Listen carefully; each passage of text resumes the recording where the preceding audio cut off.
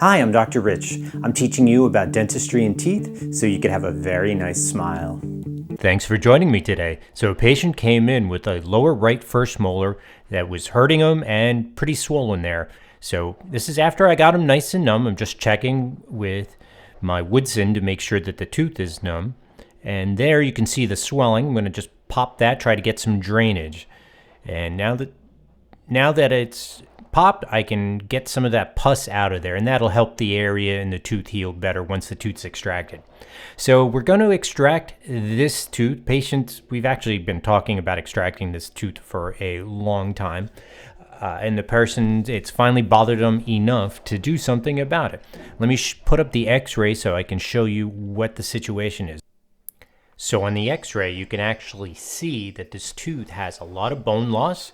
It's down quite a bit. Let me point the bone out right there in yellow. And it's below what's called the level of the furcation. The furcation is just the point where the two roots meet. Once that point is exposed, once that area is exposed like that, that's a place where plaque can start building up, food can get stuck in there, and there's no easy way to clean that out at home. Even trying to use a toothpick or a proxy brush, it gets very difficult to get in there. On the x-ray, you can also see down on the root tips. It's a little faint, but let me outline it for you so you can see it a little bit better there. Those are what's called periapical radiolucencies. Basically, it's just a dark area around the root tips. It's a sign of an infection. Basically, the jawbone that holds the tooth in that area gets eaten away. Now, what caused this? So there's no obvious decay on this tooth. This tooth doesn't have any fillings in it. But do you see this area right in here, just above the furcation, but below the crown of the tooth? It kind of looks like it's been sawed away. Well, that's what's happened. That's a large abfraction lesion. So that is that part of the enamel and the cementum, the dentin in the tooth of that area has been worn away either through vigorous brushing or through grinding their teeth or a combination of it. And it's deep enough that it penetrated into the nerve space. Once that happens, bacteria gets into the nerve, kills the nerve, and causes an infection. Now, let me show you kind of a cool thing. I actually took this x-ray of mine, and using the power of AI, I had it turned into an illustration. So that's pretty neat. It's not an exact, but not an exact copy of it. Let me show you both of them side by side. But there you can see that it does show the bone loss with the furcation involvement. There's no bone in the furcation on the illustration. And then you can also see the periapical radiolucency down around the root tips, that dark area. Did not pick up the big abfraction lesion though. So, but for illustrative purposes, to actually just show a patient this, I love it because it's a lot easier for a person to look at that illustration and see what part is the bone, what part is the gum, what part is the tooth, versus an x-ray where everything's just a different shade of gray or black and it's a little bit different to tell what's what. Now, if you like this sort of stuff, it's amazing what AI can do now, and you want to learn how to do this. I actually have a book available. It's an ebook. It's available on Amazon. A buddy of mine and I came up with this, and it'll teach you in about an hour how to make these types of illustrations, these types of dental graphics, and then it'll even teach you how to make any dental animations. So you can take any existing radiographs you have or any photos, drawings, whatever it is, and it'll convert it to 3D illustrations.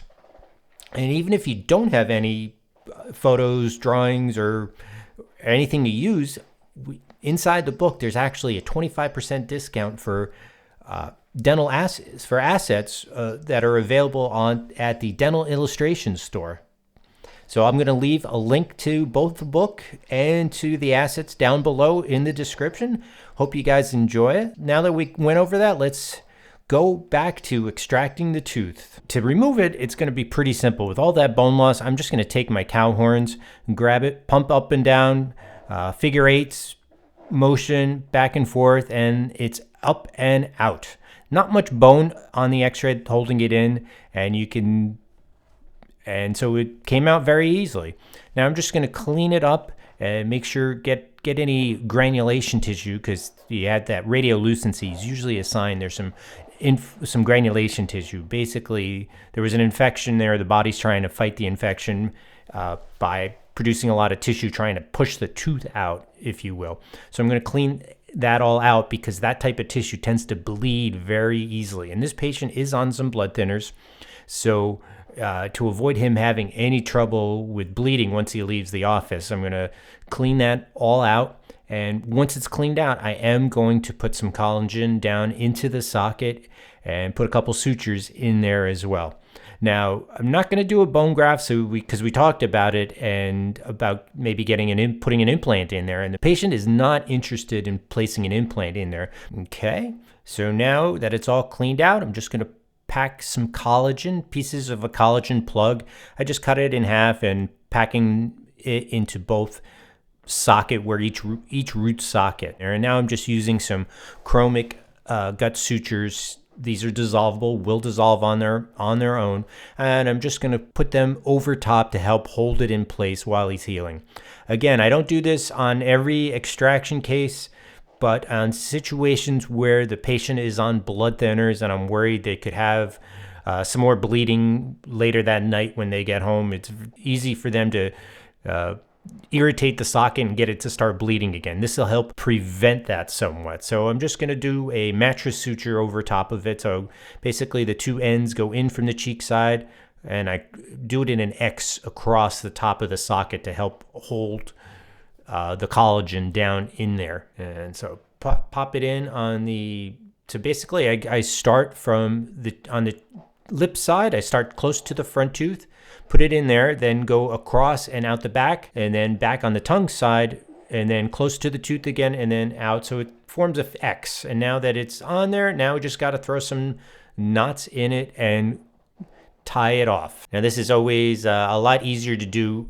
Tying these sutures, it's a lot easier to do on a practice board that's just sitting on your desktop rather than in the mouth. I always find the trickiest part is just trying to get the ends to keep moving around, making sure the person's opens enough so you can get to it, get the clot down into it.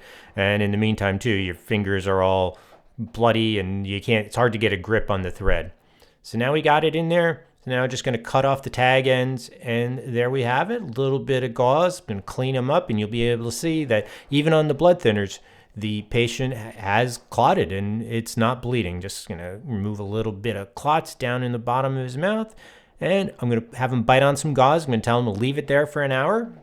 And then I use my usual joke. I'm going to clean you up so people don't think I beat you up so bad. And that was it. Thank you guys all so much for watching. Hope you enjoyed the video. See you in the next one. There's a close-up look at the bloody tooth. Pretty nasty.